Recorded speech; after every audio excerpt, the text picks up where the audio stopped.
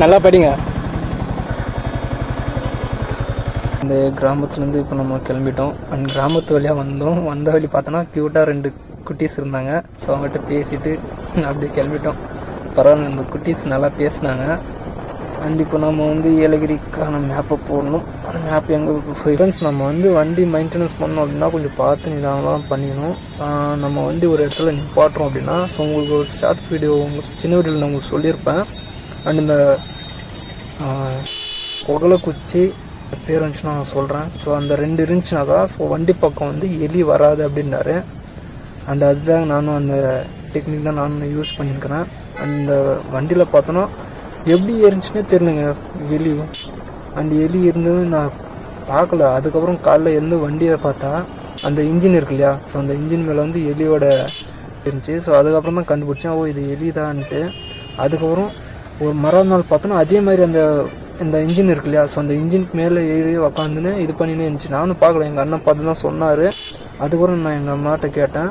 அதுக்கப்புறம் அவங்க வந்து சொன்னாங்க, ஸோ இந்த மாதிரி புகழை குச்சி காப்பர் கோழி, ஸோ அது நமக்கு ஹிந்தியில் தான் தெரியும். அண்ட் இந்த காப்பர் கோழி வச்சோன்னா அந்த ஸ்மெல்லுக்கு வந்து எலி பக்கம் வராதுன்னாங்க. அதுதாங்க இப்போ நான் வந்து அந்த டெக்னிக் தான் நம்ம யூஸ் பண்ணிக்கிறோம். அண்ட் ஓகே, உங்கள் வண்டியில் எலி ப்ராப்ளம் இருந்துச்சுன்னா ஸோ அதை பார்த்து கொஞ்சம் இது பண்ணிக்கோங்க. ஏன்னா ஒயரிங் ப்ராப்ளம் ஆயிடுச்சுன்னா ஸோ அது வந்து ரொம்ப காஸ்ட் வந்து கொஞ்சம் செலவு வந்து ஜாஸ்தி ஆகிடும்.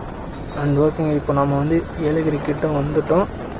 அண்ட் அதே மாதிரி நீங்கள் பைக் ட்ரைவ் பண்ணுறீங்கன்னா கொஞ்சம் பார்த்து நிதானமாக சேஃபாக ட்ரைவ் பண்ணிக்கோங்க. அண்ட் இந்த சிட்டிக்குள்ளே பார்த்தீங்கன்னா இப்போ நீங்கள் பார்த்துருப்பீங்க. அண்ட் பாருங்கள், இங்கே ஒருத்தர் வராரு. அண்ட் அந்த மாதிரி இடத்துலலாம் நம்ம பார்த்து நிதானமாக தான் போகணும்.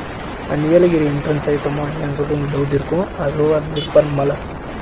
இதோ வந்துட்டேன், வெயிட் பண்ணுங்க, கிட்ட தாங்கிறேன். அதேமாதிரி நமக்கு இந்த மாதிரி விளாக் பண்ணால் ரொம்ப ரொம்ப பிடிக்குங்க. பட் நம்ம வந்து நம்ம சோலோவாக வந்தால் தான் நமக்கான அந்த எப்படி சொல்லணும்னா இந்த விளாக் பண்ணுறதுக்கான மைண்டே இதாகும். நல்லவேளை நான் வந்து கூட யாரும் கூட்டின்னு வரல. ஸோ பிளான் பண்ண கூட்டின்னு போகலான்ட்டு. பட் வந்தாங்கன்னா அவங்களுக்கு ஏற்ற மாதிரி நம்மளும் அவங்களுக்கு ஏற்ற மாதிரி நம்ம இப்போ இது பண்ணிக்கலாம் அப்படின்ட்டு. நல்லவேளை அவங்க வராமல் இருந்தோம், நல்லது தான்.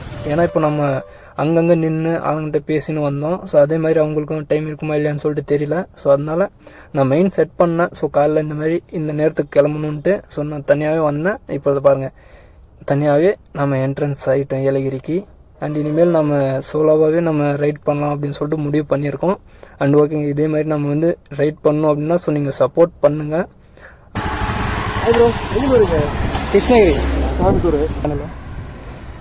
ஓகே, நீங்கள் சோலோ ப்ரோ? சோலோ. இது கோபுரம் மாதிரி வாங்கிக்கோங்க ப்ரோ. இது உங்களுக்கு ஸ்டேக் ஆகும். ஆமாம், வைப்ரேஷன். சேஃப் இல்லை உங்களுக்கு.